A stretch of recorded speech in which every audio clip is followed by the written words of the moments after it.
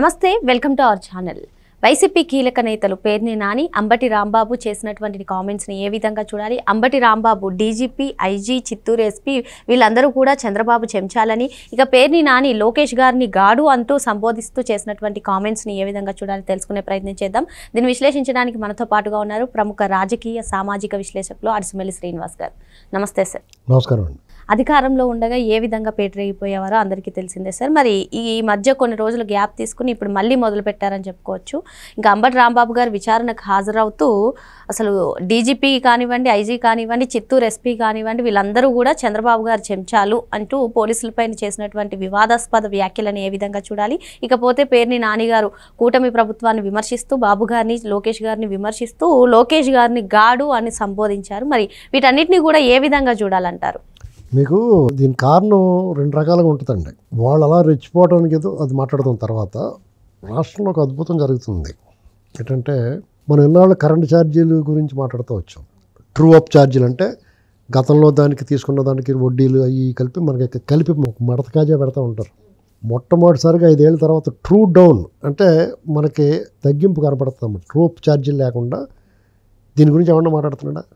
మీకు ఆ లెక్కలు చెప్తాను నేను. అంటే అదంతా కూడా కంఠస్థ పట్టుకుని చిన్నపిల్ల చదువుతూ రాలేరు కాబట్టి వివరాలు కొంచెం ఎక్కువ ఉంటాయి కాబట్టి చూసి చెప్తాను అన్న. ఇది 449.60 కోట్ల సర్దుబాటు చేస్తున్నారు. అంటే ఓవరాల్గా అందరిపై తగ్గుతుంది అనమాట. ఈ విషయంలో ఓవరాల్గా టోటల్ 1292.28 కోట్లు ట్రూ డౌన్ ప్రతిపాదన చేసిందండి ఈపీసీడీఎల్కి. అంటే మీకు విద్యుత్ ఛార్జీలు తగ్గడం మొదలెడుతుంది. చంద్రబాబు నాయుడు గారు చెప్పారు మేము తగ్గిస్తాం, నేను పెంచను ఇంకా అని. ఇది చంద్రబాబు గారు మాత్రమే చేయగలిగిన ఒక ఇంద్రజాలం. ఆ బుర్రలేని వాళ్ళు ఏం అంతసేపు వేసుకుని పోతారన్నమాట. ఇంకా అసలు మాట్లాడరు దాని గురించి. కొన్ని అద్భుతాలు జరిగిపోతూ ఉంటాయి. దాని గురించి ఎవడ మాట్లాడుకునే సమయం ఉండదు మనకి. మనం అంతసేపు కొట్లాడుతాం. మాట్లాడేవాళ్ళు కూడా ఈ మాయలో పడిపోతాం. రాంబాబు మాట్లాడాడు, మనకు బీపీ వస్తుంది. ఏంట్రా వీళ్ళు ప్రతిపక్షంగా అధికారపక్షంగా ఫెయిల్ అయ్యారు. వాళ్ళకి అధికారం ఇచ్చారు, దాన్ని చెడగొట్టుకున్నారు. సరే ఇప్పుడన్నా మారి జాగ్రత్తగా ప్రజల్లో ఒకళ్ళగా ప్రజల అభిప్రాయం తెలుసుకుని ప్రజలను ఒప్పించి మెప్పించి మళ్ళీ ఎన్నికలకు వెళ్దామన్న ఆలోచన లేదు. వాళ్ళు ఏం చేస్తున్నారు?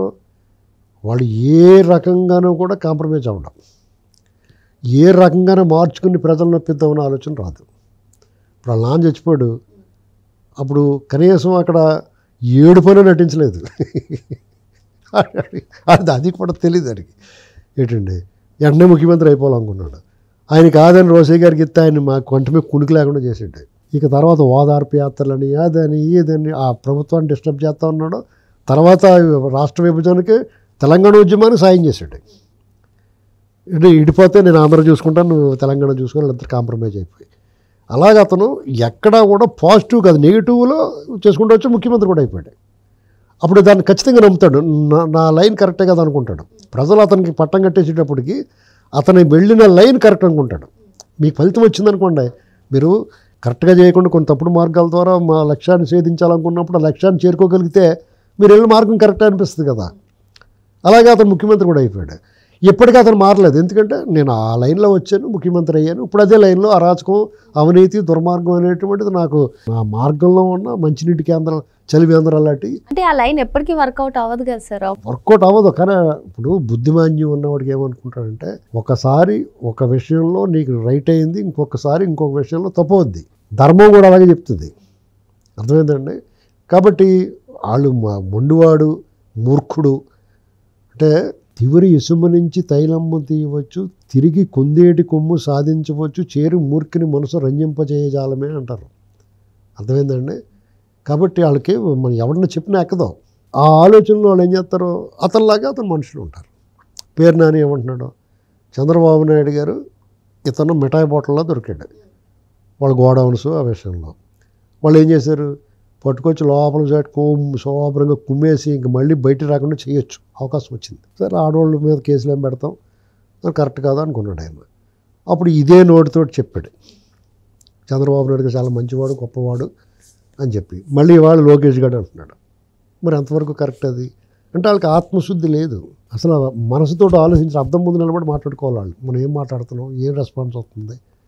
మనం ఎందుకులా మాట్లాడాల్సి వస్తుంది, ఎవరి కోసం మాట్లాడుతున్నాం, వాళ్ళు మన పట్ల ఎలా వ్యవహరించారు, మనం కనీస గౌరవం మర్యాద ఇవ్వాలి కదా ఆ ఫ్యామిలీకి అనేటువంటి ఆలోచన ఏ కోసమైనా లేదు.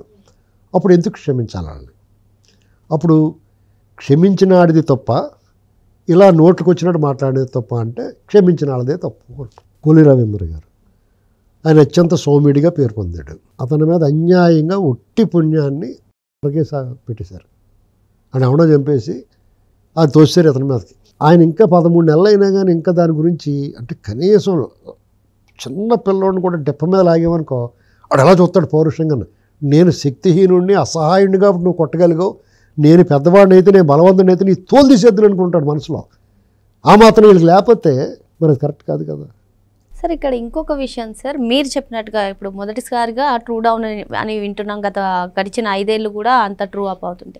ఇలా ఏదైనా సరే ఆంధ్రప్రదేశ్ని ముందుకు తీసుకెళ్దామన్నా, ఆర్థిక అభివృద్ధి వైపు అడుగులేద్దామన్నా, ఇలా జగన్మోహన్ రెడ్డి పర్యటనలు కానివ్వండి, లేదంటే వైసీపీ నేతలందరూ ప్రెస్ మీట్లు పెట్టి బురద జల్లడం కానివ్వండి, అంటే మొత్తానికి అభివృద్ధిని ప్రజల్లోకి తీసుకెళ్లనీయకుండా చేస్తున్నారు అనే వాదన కూడా వినిపిస్తుంది. ఖచ్చితంగా.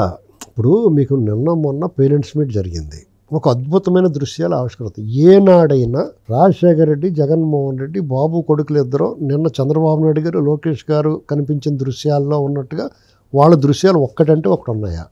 పైగా వీళ్ళ ఫ్యామిలీ అంతా ఉన్నప్పుడు రాజశేఖర రెడ్డి జగన్మోహన్ రెడ్డి చూడగానే ఛీ అని బుర్ర తిప్పుకుంటాం కనిపిస్తుంది మనకి. ఒక వీడియో నడుస్తూ ఉంటుంది, వైరల్ అవుతూ ఉంటుంది. రాజశేఖర రెడ్డి గారి ఫ్యామిలీ అంతా వెళ్తున్నప్పుడు ఆయన ఎలా చూడగానే జగన్మోహన్ రెడ్డి కనపడగానే చక్మంతా ముఖం తిప్పుకుంటాడు, అది వైరల్ అవుతూ ఉంటుంది. నిన్న చూడండి ఒక దృశ్యం, చంద్రబాబు నాయుడు గారు, లోకేష్ గారు పిల్లల్ని తీసుకెళ్ళి వాళ్ళ నాన్నగారి దగ్గరికి తీసుకెళ్ళి పరిచయం చేస్తా, వాళ్ళ నాన్నగారికి పాదాలు నమస్కరిస్తా, పిల్లల చేత కూడా ఆయన పరిచయం చేసినప్పుడు ఆ దృశ్యం కన్నుల పండుగ లేదా? మీకు వాళ్ళు నచ్చని వాళ్ళకి కూడా ఒక ఫీల్ గుడ్ మంచి భావన కలుగుతుంది. అంటే లోకేష్ సంస్కారం, చంద్రబాబు నాయుడు గారి గొప్పతనం, గౌరవం, మర్యాద, ఇక్కడ వాళ్ళ పరిపాలనలో నాకు అభ్యంతరాలు ఉన్నాయి. ఇప్పుడు లోకేష్ గారు, చంద్రబాబు నాయుడు గారు మనందరికీ జనరంజకంగా చేస్తున్నారు నేను చెప్పను, కానీ వాళ్ళకు ఒక రకమైన మర్యాద, మన్నన, గౌరవం ఇవ్వాల్సిన బాధ్యత మన మీద ఉండేలాగా వాళ్ళ ప్రవర్తన ఉంది. వాళ్ళ ప్రవర్తన ఎలా ఉందంటే ఖచ్చితంగా మనం ఇటువంటి వాళ్ళు మనం కించపరచకూడదురా, వాళ్ళని అవమానించకూడదురా. పరిపాలన పొరపాటు అంటే పొరపాటు ఏం చేస్తారు, అవతల కొట్టట్లేదు అనేటువంటి బాధ తప్ప మనకి మిగతా పరిపాలన వాళ్ళు బ్రహ్మాండంగా చేస్తున్నారు. తర్వాత వాళ్ళు భోజనం చేసినప్పుడు చంద్రబాబు నాయుడు గారిని ముసలోడని విమర్శించేవాడు ఎవడన్నా సరే కింద నేల మీద బాసిపట్లు వేసుకుని భోజనం చేసి భుక్తాయాసం రాకుండా లేచి నిలబడగలిగిన ఒక్కడిని చూపించండి అతను అలా అవమానించిన వాళ్ళని. ఆయన మడత కుర్చీని తీసినట్టు ఇలా తెప్పితే ఎలా లేచిపోయాడు లోకేష్ గారు. ఆయన చిన్న ఇంగ్లీష్ పడి దీన్ని కొంతమంది డ్రామాలు ఇంత ఓవర్ యాక్షన్ అవసరం ఉంటుంది, ఖచ్చితంగా అవసరమే, ఖచ్చితంగా చేస్తారు. ఇప్పుడు జగన్మోహన్ రెడ్డి వాళ్ళ బాబు సమాధి దగ్గరికి వెళ్ళి ఇలా పడుకుని అది గుద్ది ఇలా రకరకాలుగా చేసిన దానికంటే ఇది మంచిదే కదా.